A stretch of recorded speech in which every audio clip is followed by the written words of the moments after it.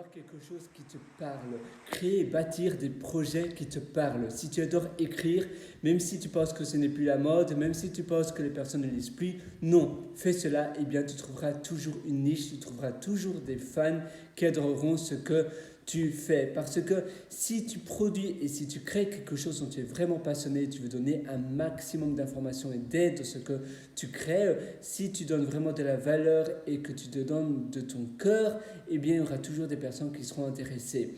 La même chose pour un produit ou un logiciel, en trouvant bien sa niche et en étant passionné et en étant persévérant également, tu vas pouvoir réussir. Évidemment, si tu crées quelque chose dont ça n'intéresse vraiment personne, ce qui peut aussi être le cas, alors c'est bien d'itérer, c'est bien de pivoter pour trouver un angle un peu différent.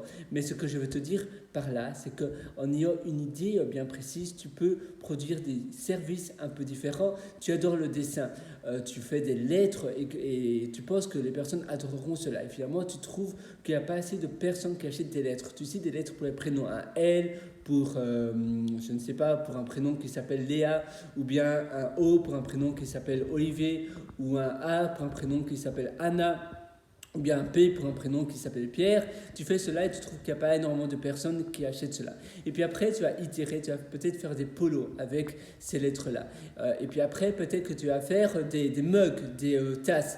Et puis après, tu vas faire des sets de table. Et puis après, tu vas faire des cadres. Et puis tu vas itérer, tu vas trouver quelque chose dont les personnes aiment bien cela. Et puis après, tu vas faire des fonds d'écran. Et puis après, tu vas faire des posters. Et tu vois, et finalement, à la base, c'était un bête dessin. Et donc, tu vas itérer, tu vas trouver un format qui intéresse les personnes. Mais en étant persévérant et en travaillant et en étant obsédé par ce que tu fais, c'est ton obsession numéro 1 et rien d'autre. Tu es obsédé par cela, tu fais rien que cela. Et même si tu es très occupé, tu dis voilà, c'est mon travail de 9h, de 21h à 23h, personne ne peut me déranger. Tu t'enfermes dans ta chambre, tous les jours tu fais cela, tu fais ancrer cela dans tes habitudes.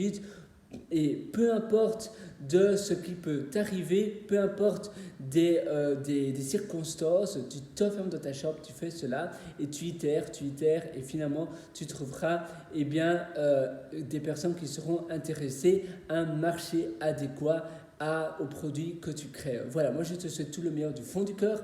Si tu veux aller encore plus loin, j'ai aussi concocté plein d'ateliers qui se trouvent sur mon site pierrewriter.com, pierrewriter.com, ou là je m'embrouille, donc c'est pierrewriter.com. Et là-dessus, tu verras des ateliers, tu verras aussi mon livre.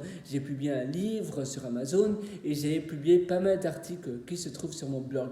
Sur ce, moi je te souhaite tout le meilleur du fond du cœur. Réussis, persévère et je crois en toi. À une prochaine, à très bientôt. Ciao.